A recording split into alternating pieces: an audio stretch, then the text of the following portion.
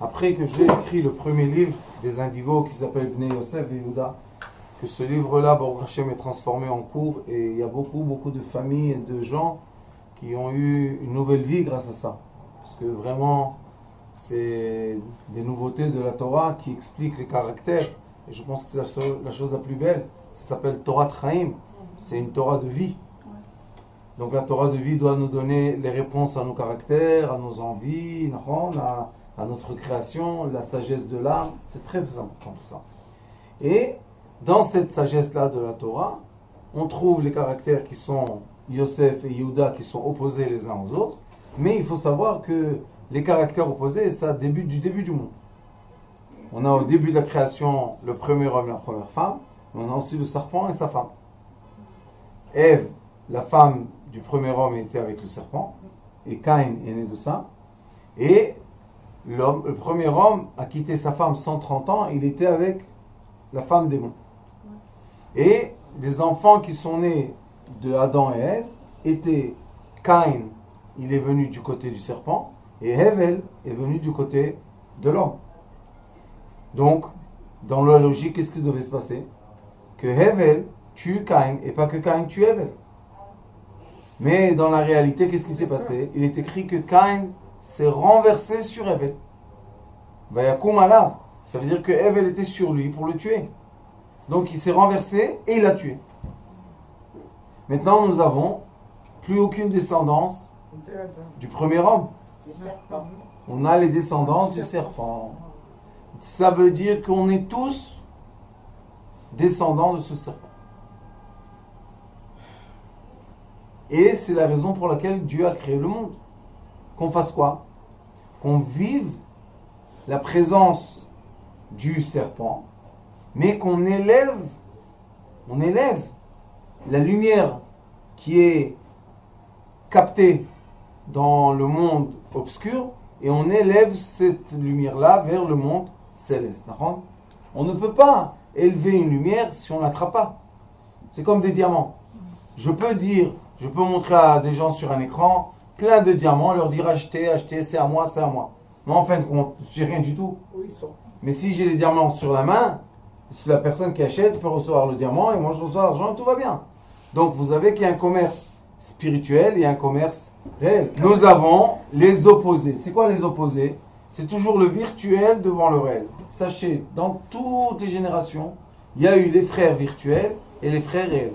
Je vais vous dire quelque chose qui est un peu difficile à entendre, mais notre cher Yosef était un virtuel ou un réel? Un virtuel. C'était un virtuel. Il a rêvé des rêves, il a raconté des histoires. Il avait 16 ans. Qu'est-ce que tu nous racontes? Que tout le monde va s'incliner, tu seras le roi et tu seras la lumière. C'est des rêves qu'il a fait. Donc il est dans le virtuel. Spirituel. Virtuel. Dans l'illusion.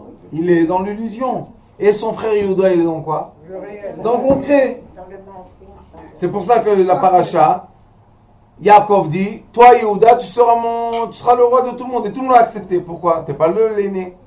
Parce que Yehuda, c'est terre à terre. Tu ne racontes pas d'histoire. Quand il est venu voir Yosef, la paracha, il lui a dit, qui tu es toi? Tu es Paro. Qu'est-ce que j'ai avec toi? Alors, les gens, ils se sont stressés. De quoi? Que Yehuda, il traite son frère de pharaon, quoi. Et ils ne voyaient même pas le visage de Yosef, qui est exactement le visage de qui? De leur père, Yaakov. Et vous êtes aveugle? L'apparence. Comment est-ce possible que deux frères se rencontrent, un reconnaît l'autre et l'autre ne reconnaît pas le frère? Qu'est-ce qu'il y a? Dans le monde réel, non, écoutez bien, dans le monde réel, on n'a pas de réponse concrète. Expliquez-moi, comment est-ce possible? Yosef, c'est Yaakov. Donc, ils viennent de partir du père. Ils revoient le père. Tu vois pas que c'est le père? Pourquoi tu vois pas? C'est l'âme de quoi? D'un ange qui enveloppe l'être. Et maintenant, c'est lui la force de la rigueur.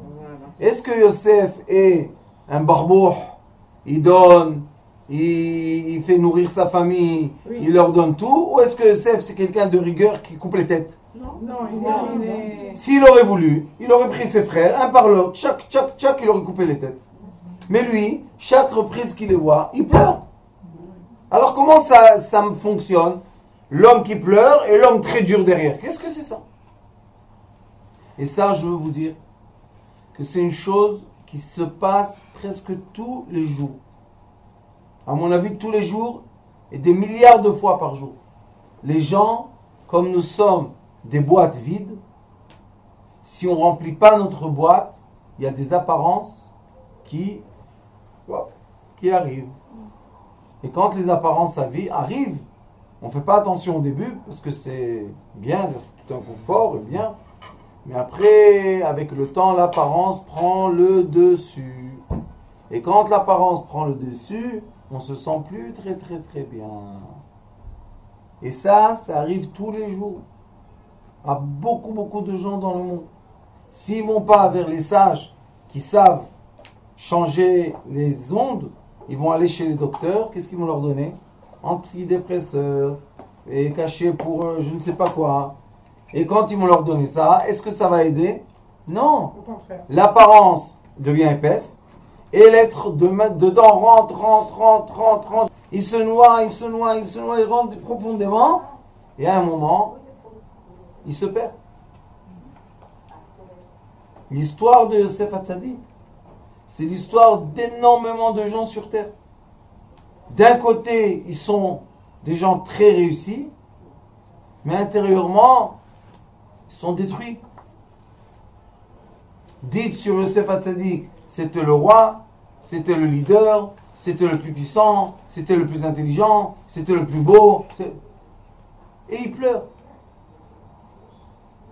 Alors à quoi ça sert tout ça? Et pourquoi il pleure? Parce que Yosef, ça lui a pris des années, comme nous, ça nous a pris des années, de comprendre que la rigueur qui nous entoure est une apparence et c'est pas nous vraiment. Parce que quand les Bnei Yosef s'énervent, ils deviennent méchants et désagréables d'une façon extrême. Alors quoi, la personne, elle a deux personnalités? C'est pas deux personnalités. C'est une personne qui a un ange qui l'enveloppe. Ou, ça c'est dans le bon cas. Dans le mauvais cas, il y a les autres. Que Dieu nous en préserve. Et la personne perd ses repères. Alors c'est les bipolaires aussi? Oui, Rabbanit. Les bipolaires, c'est une façon de transformer cette vie en maladie. Et on commence à leur donner des cachets, on commence à les traiter. Et qu'est-ce qu'ils ont? Ils n'arrivent pas à monter et descendre. Dedans, ils montent, descendent. Dehors, ils sont freeze, ils sont gelés.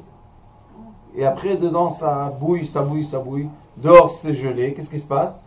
Arrêt cardiaque, arrêt du cerveau, arrêt cérébral, plein de choses comme ça. C'est à cause que les fréquences intérieures et extérieures sont trop différentes.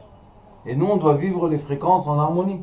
On ne peut pas vivre les fréquences en différence, parce que ça, c'est la maladie. Donc, on a les Bnei Yosef, et les Bnei Yosef, ils sont entourés d'un ange. Cet ange-là, exactement l'extrémité des Bnei Yosef. Le Yosef, c'est le Yesod, c'est quelqu'un qui donne et qui aime. Et eux, c'est quoi? C'est la rigueur, c'est Michael. Gabriel, Sar Israël, c'est l'ange de la guerre. Mais Yosef, il ne veut aucune guerre. On n'a jamais entendu Yosef se battre avec ses frères, rien du tout. À tout d'un coup, Yehuda, il vient, il lui dit, toi, je te coupe la tête. Qu'est-ce que tu me coupes la tête? Qu'est-ce que je t'ai fait? Et là, on voit dans le Passouk, vous allez voir comment c'est écrit. Ils disent, Vayi ki alinu el avdecha avi. Quand on est monté chez ton serviteur, notre père, avec quoi ils sont montés? Avec la dernière fois qu'ils ont reçu le blé pour vivre. Venaged lo et divrei Adoni. Et on a dit les paroles de monsieur. Et là, il n'y a pas Ish. Il est où le Ish? Et je vous ai dit la preuve, par contre, que Ish c'est Gabriel. Vayomer, Avinu, Shvus, Shivru lanu me'at ochel. Et notre père, il nous a dit de rester à Canaan et manger. Et après, ils sont venus. Qu'est-ce qui s'est passé quand ils sont revenus?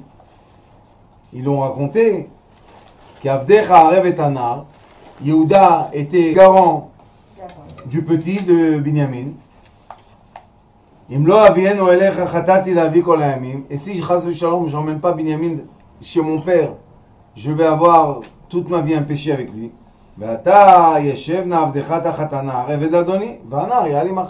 Alors, si tu as emprisonné le petit, prends-moi en échange et laisse-le partir. Qu'est-ce qu'il voit Yosef? Que Yehuda est prêt à donner sa vie pour son frère. Donc, toute l'histoire de Yosef n'était pas une histoire matérielle, mais c'était une histoire virtuelle. Vous comprenez qu'est-ce qui se passe? Il voit que si c'était une histoire vraiment matérielle, eh bien Yehuda aurait battu pour lui. Ah, pourquoi maintenant il se bat pour Binyamin? Il n'a rien avec Binyamin. Qu'est-ce qu'il a avec Binyamin? Donc eux, dans le monde réel, ils ne voulaient pas, vous savez, tuer Yosef. Parce qu'à la fin, Reuven il est venu pour le faire sortir. Ça, Yosef n'était plus là. C'est virtuel ou réel? C'est virtuel. Comment il sort du puits, que là-bas il y avait des serpents et des acrabes, des scorpions. Comment il sort? Et hop, il disparaît. Reuven il revient, il n'est plus là. Il est spirituel ou virtuel? Virtuel. Les Bnei Yosef, ils ont une qualité, ils disparaissent. Shtak. Tu les vois plus, tu les entends plus. Où il est? On veut parler avec lui? Rien du tout. Comment ils font ça? Vous savez c'est quoi cette force-là de disparaître? C'est une force terrible. On ne parle plus avec les personnes. D'un jour, comme ça, tu coupes. Encore une fois, on a quoi? Vous allez voir. On a un ange qui les entoure, qui les enveloppe, qui les étouffe. Pour les protéger. Pour les protéger. C'est affreux. Il les étouffe. Pourquoi il les étouffe? Parce qu'ils ne sont pas dans la mesure, ils ne sont pas dans le juste milieu. Ils ne sont pas éduqués.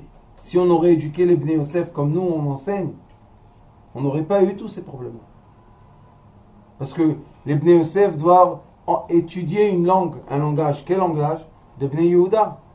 On voit que Yehuda est venu face à lui. Personne d'autre n'est venu, autre est venu. Alors étudie son langage. Il ne pouvait pas parler avec lui. C'est qui a parlé? Son fils, Ménaché. Pourquoi tu ne peux pas parler avec ton frère? Qu'est-ce qu'il y a? C'est à cause de sa sensibilité aussi, non? Parce qu'il est entouré de quoi? De rigueur. Lui, il n'est pas la rigueur. Mais il est enveloppé. Vous allez voir comment c'est écrit. Et qu'est-ce qu'il lui dit? Si je vais monter vers mon père et l'enfant n'est pas avec lui, comment on va supporter le deuil du père? 22 ans, il est en deuil. Maintenant, tu te réveilles qu'il est en deuil? Vous comprenez qu'est-ce qui se passe? On est en train de passer du virtuel au réel, du virtuel au réel. C'est des parachutes très, très, très difficiles.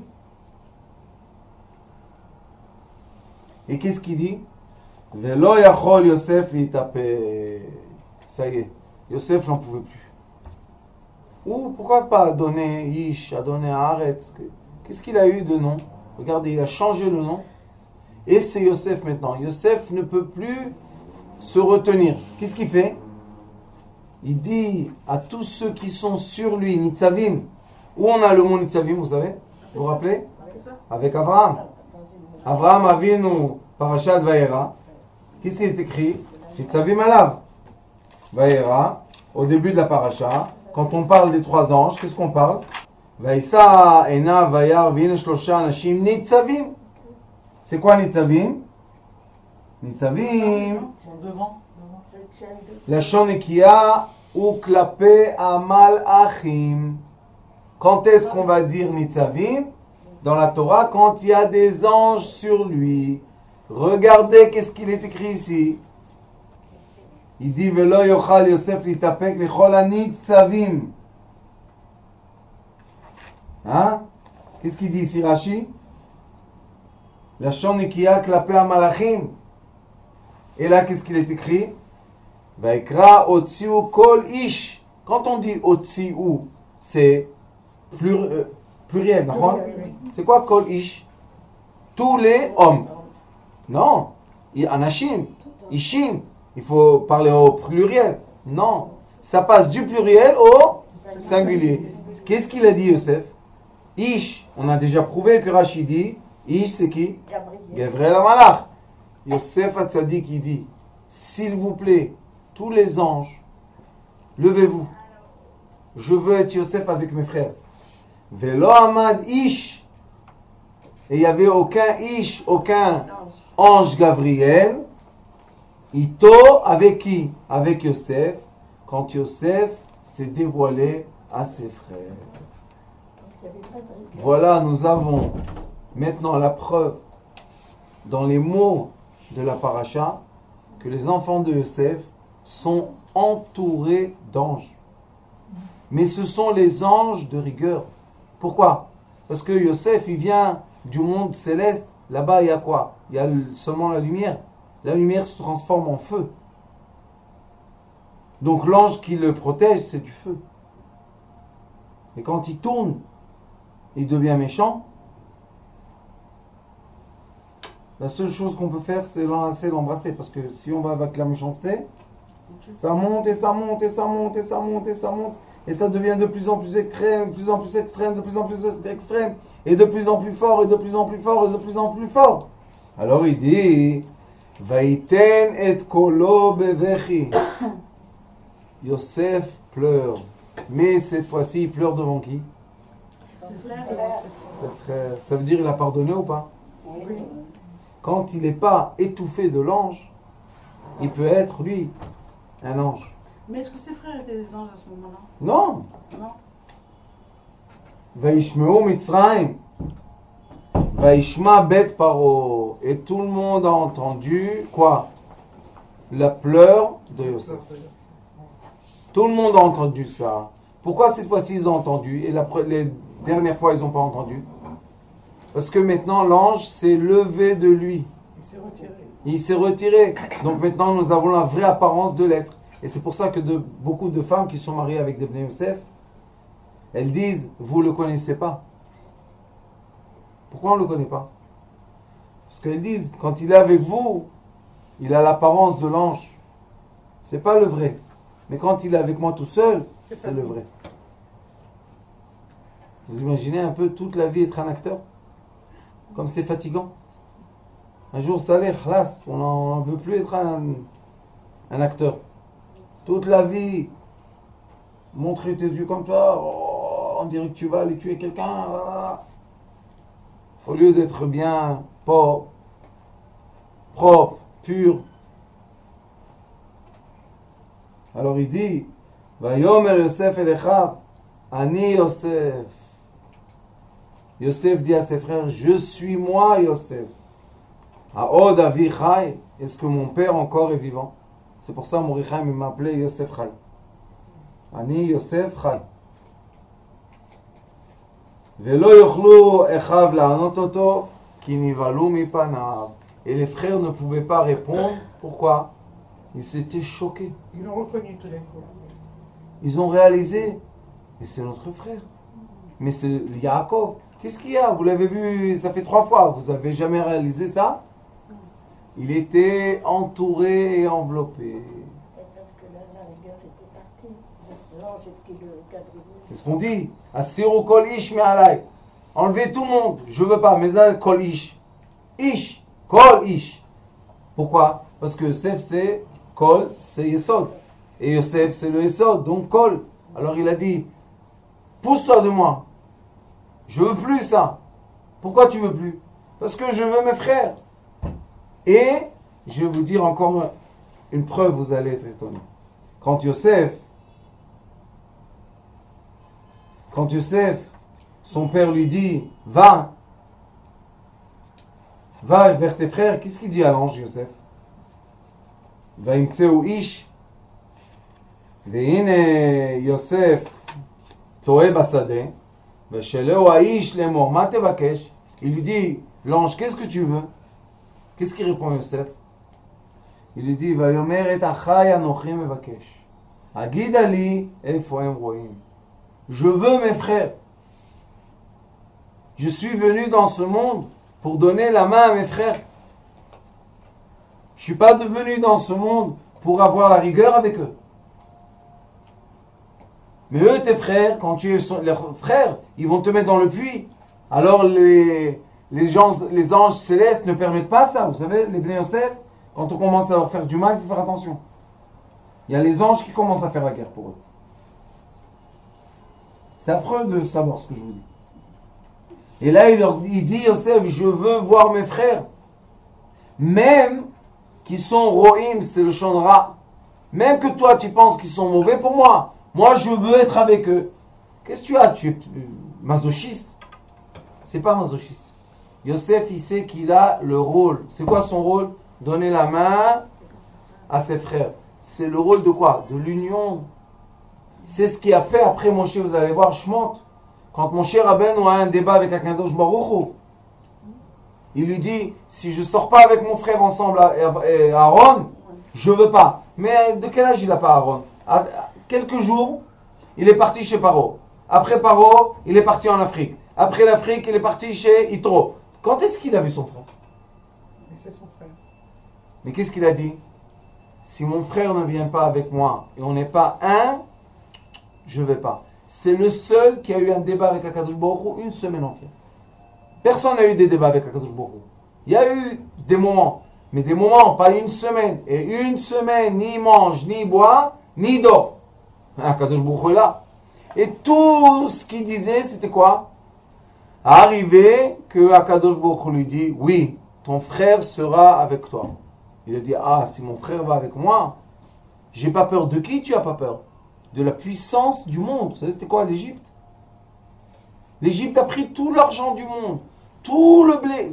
L'Égypte, c'était une puissance. Une grande puissance. Grande puissance. Et mon cher Aaron, deux frères, vieux, 80-83, ils vont démolir cette puissance. Comment ils font?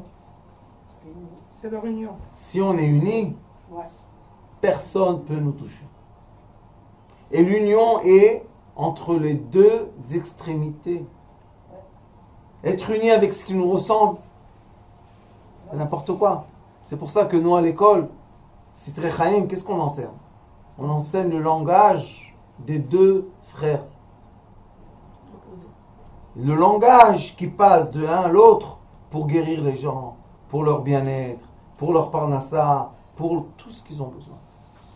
Débloquer les personnes. De quoi on les débloque? C'est malheureux de le dire. Des anges qui les enveloppent. Parce que ce sont des anges de rigueur, des anges de force, des anges de « je peux arrêter de parler avec toi ». Qu'est-ce que je t'ai fait de mal? Tu ne parles plus avec moi? Tac!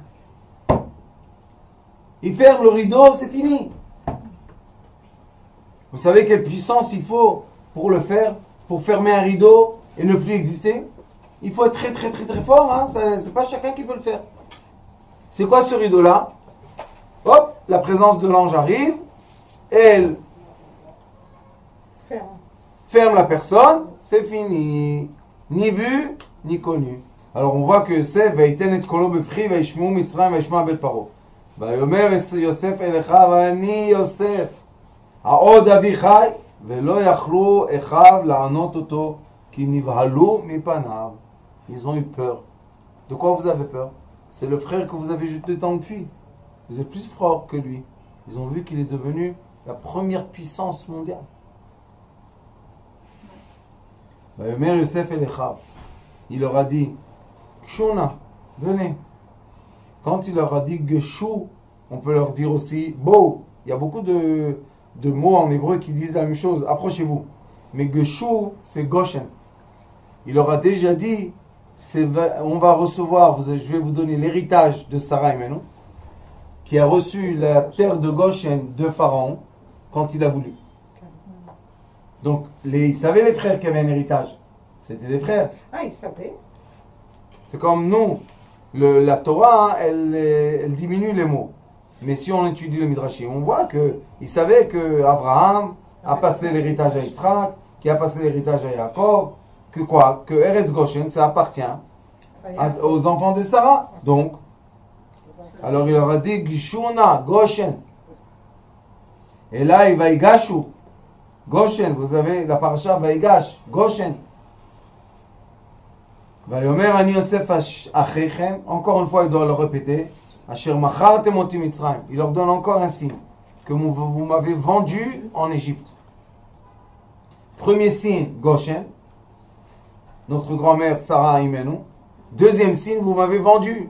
C'est moi qui étais dans le puits. Vata al te'atzvu.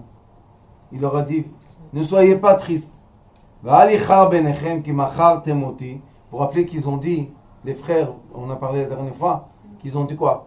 Notre faute a emmené, on était la cause. Maintenant il leur dit, vous n'avez aucune faute. Lama?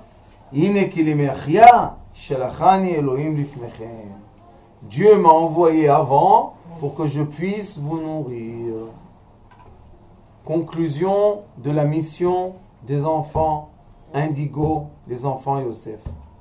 S'ils n'arrivent pas à être à l'aide aux besoins des autres, ils n'ont aucune raison de vivre. Et c'est pour ça qu'ils s'éteignent. Mais quand on leur donne toujours l'occasion de nous donner, de nous aimer, de nous aider, il faut leur tendre la main, au contraire. Viens, aide-moi, sois avec moi, fais. Alors ils vivent. Ils peuvent vivre sans dormir, sans manger, sans rien. C'est parce que leur origine de vie est quoi? La lumière. Sauf que ils sont sensibles aux énergies extraterrestres. Ils sont très sensibles aux anges, ils sont sensibles aux âmes qui tournent. Ils captent. Pourquoi ils captent? Parce que leur cœur n'est pas plein de quoi? D'action, de donner, d'aider, association, faire, président. Tout ce qui est à quoi? Aider son prochain, c'est leur raison de vivre. S'ils n'ont pas ça, ça commence à s'éteindre. Tic, tic, tic, tic, tic. Et Yosef leur dit qu'ils aient shnataim arav bekerev haaretz. Maintenant il commence à leur expliquer et il leur dit Vaishalecheni Elohim lifnechem.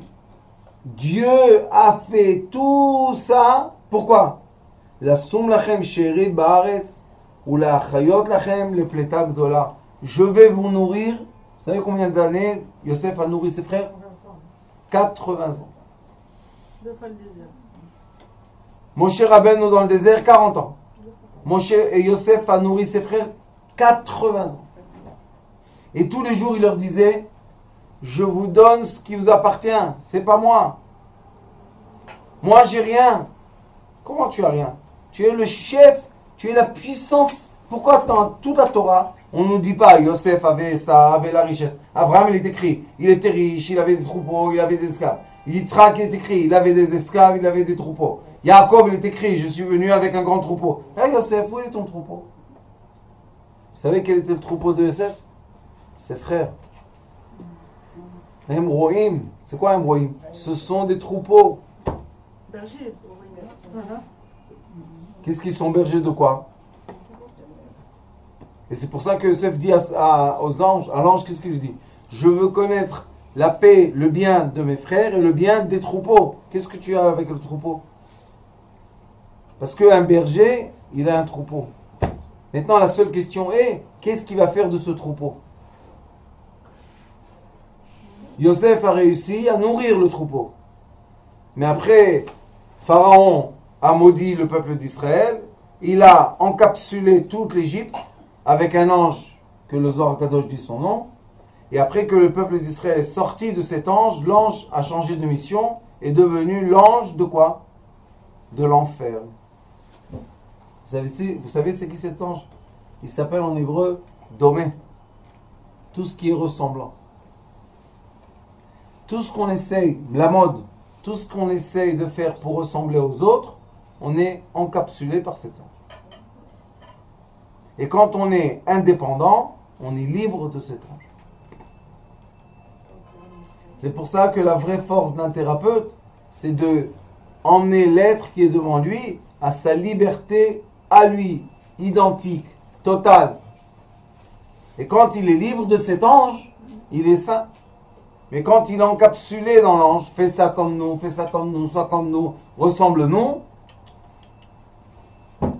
Et Dieu, quand il a fait sortir tout le peuple d'Israël de la possession de cet ange,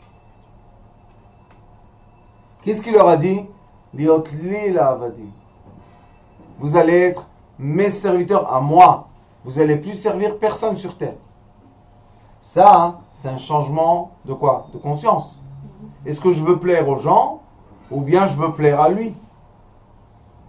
Beaucoup de fois, c'est Contradictoire. contradictoire. Ceux qui ont voulu ressembler, leur vie, même qui sont bien et riches et Non, tout, ils sont pas heureux. dedans, je vous dis, j'en connais plein, c'est affreux. Destruction interne. Les divorces, les problèmes, dynasties, ils ont Dallas tous les jours, partout. Pourquoi? Parce qu'ils ont vu l'émission Dallas.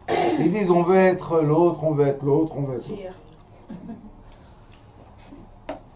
Et ça, si on veut faire la correction de cet ange, vous savez comment on fait? On change le vav avec le yud. Au lieu d'avoir domé, on a mida. C'est quoi mida? Mesure. C'est quoi la Torah orale? La Torah orale te donne les mesures. Regarde. C'est-à-dire, qu'est-ce qu'on doit faire sur le champ quand on a une mauvaise pensée qui nous traverse? Ça veut dire qu'il y a l'ange qui vient, hein, qui est là. Alors comment on le chasse? Tout de suite, faire une action dans les mesures de la Torah. Ok. Et là, tu es protégé. Tu sors des mesures, on peut rien dire, mais... Ok. Excusez-moi, je peux avoir un exemple parce que Oui. s'il vous plaît. Quand mon Rav disait, mon Rechaim Zatzal, Moi, j'aime il bien. disait à ma femme, quand on était jeune, quand tu as des mauvaises idées dans la tête, et ça commence à... la machine travailler, il dit, prends tes lignes, dis tes lignes. Voilà. Oralement.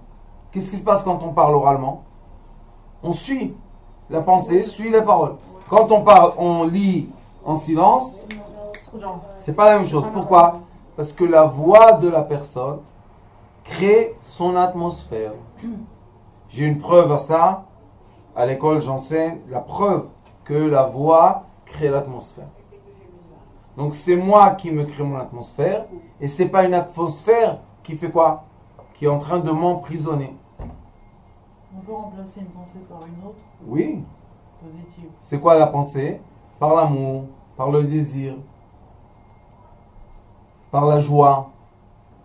Et après, les gens, ils reçoivent des ondes positives. C'est ce qui Et ça chasse quoi? Les ondes négatives. C'est pour ça que Yosef, toute sa vie, il savait que sa mission était de donner la main à ses frères. Mais l'ange l'empêchait.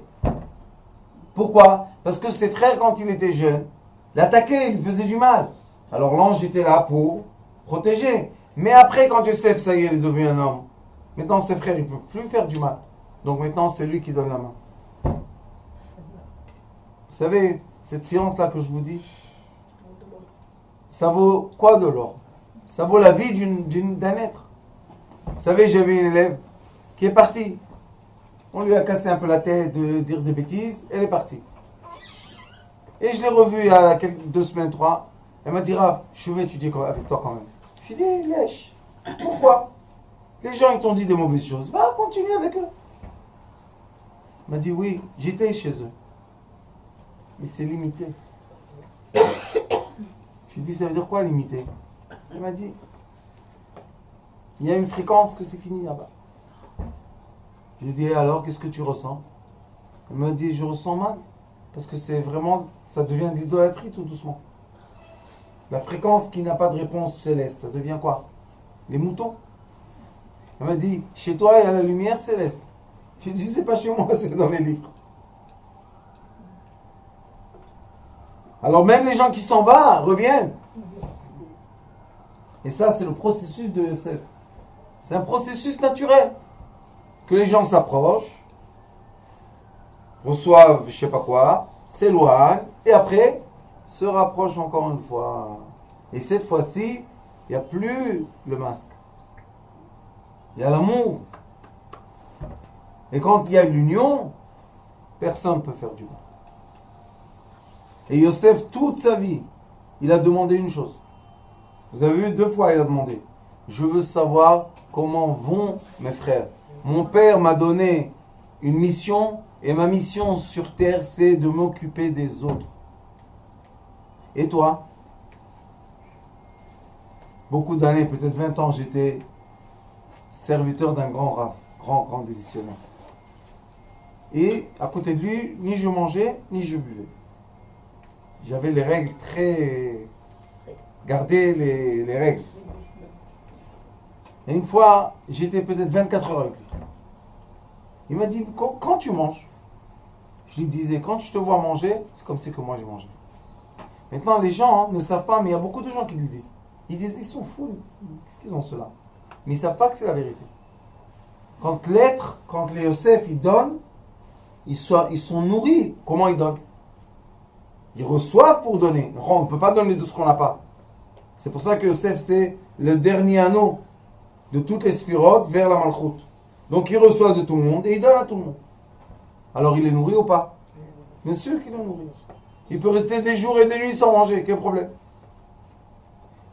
Comment il jeûne? Il n'a pas mangé. Il a mangé. Comment il a mangé? Il a donné un tzaka, il a mangé. Il a donné à manger, il a mangé. Il a donné l'amitié, il a mangé. Il a donné de l'amour, il a mangé. Bon, quand est-ce qu'il dort? Pourquoi il doit dormir? Il est connecté. C'est comme une mère aussi. Oui. Une mère avec C'est son exactement enfant. ça que je pensais. Quand elle donne à manger à son enfant, une mère, elle a plus faim. Elle n'a plus besoin. Dans ton cuisine, les Yosef, quand ils cuisinent, ils n'ont pas faim. Les Yehuda, quand ils cuisinent, ils mangent de ce qu'ils cuisinent. Yosef, ils n'ont pas besoin, ils ne touchent pas. Pourquoi? Ça leur suffit de faire aux autres. Vous imaginez un peu? Et ces gens-là sont étouffés d'une rigueur. Quel gâchis! C'est vraiment un gâchis de l'être. Donc qu'est-ce qu'il faut pour déshabiller les Bnei Yosef de cette rigueur? Il faut les aimer. Aime-les et aime-les plus. Ils font des bêtises, tu les aimes encore plus. Ils vont encore plus dans le noir, tu les aimes encore plus. Tu n'arrêtes pas d'aimer, d'enlacer, d'aimer. Mais il m'énerve, oui, aime-le. Mais il fait contre moi, oui, tu continues à l'aimer. Jusqu'à quand qu'un jour, la rigueur s'en va. Et quand la rigueur s'en va, on dévoile des êtres gentils, mais d'une gentillesse. C'est quelque chose que des fois on ne peut même pas réaliser, comprendre comment ça se passe. Mais eux, quand ils donnent, ils reçoivent. Une fois, j'ai un monsieur de la télévision qui est venu faire un reportage sur moi. Et il filmait une soirée. Il m'a dit, dis-moi, tu réalises combien d'argent tu fais passer d'une main à l'autre? J'ai dit, moi, je ne sais rien du tout. Celui qui met dans la poche celle-là, il sait que l'autre va venir prendre de celle-là. Il me dit, et toi à la fin? J'ai dit, moi, je ne bouge pas. Ils mettent là, ça passe là. Je ne sais pas comment ça passe. La vérité, ça se remplit ici. Et hop! Il m'a dit, mais tu es complètement fou, garde chez toi. J'ai dit, tu ne comprends pas que si moi je garde ici, il n'y a plus rien du tout. Et s'il n'y a plus rien du tout ici non plus, il n'y a plus rien du tout. Très simple, la vie, elle est simple. Pour les Bnei Yosef. Les Bnei Yehuda, non. Tu remplis la poche, ça se remplit, ça tient. Ça tient, chez eux, ça tient. Ils font les économies, ils achètent les maisons, la voiture, les trucs. C'est bien. Chez le couple, il faut donner l'argent au Ben Yehuda. Le Ben Yosef, c'est un problème. Chut. Ça, c'est cool. Allez, hop. Quand vous dites les Yosef et les Yehuda, c'est-à-dire ceux qui s'appellent Yosef et ceux qui s'appellent Yehuda. Non, les indigos et ceux qui sont normaux. Les indigos, c'est Yosef. Les normales, c'est Ben Yehuda. C'est la différence des êtres. Mais pas tous les Yosef sont des indigos. Oui, c'est ça, tous les Yosef ne sont pas des Yosef. Non, quand on- Exactement. Mais Pas forcément. un Yosef qu'on n'aime pas assez se fait du mal à lui-même. Oui. Oui, oulala. Pourquoi? Il s'étouffe. Il se détruit. Et il se détruit parce que sa force revient vers lui. C'est affreux. Les Bnei Yosef, quand ils commencent à s'enfermer comme ça, il faut vite les faire sortir. Les hommes dans une fête. Vite, vite. Pourquoi? Qui commence à recevoir et à redonner. Parce que quand il ne donne pas, il ne reçoit rien. Donc il a tout le temps besoin d'être dans la communauté, avec les gens. S'il est tout seul, ça s'éteint. Et c'est pour ça qu'on dit qu'ils sont bipolaires. Mais la vérité, ils ne sont pas bipolaires. Enlève l'ange, tu vas trouver le même quand il est né et quand il va décéder, le même caractère, la même personne. Moi, je pense que c'est des secrets magnifiques de comprendre ces habits-là qu'on a. Et des fois, on pense qu'on a changé. On n'a pas changé. On est habillé d'une mauvaise onde. Baruch Adonai Leolam. Amen.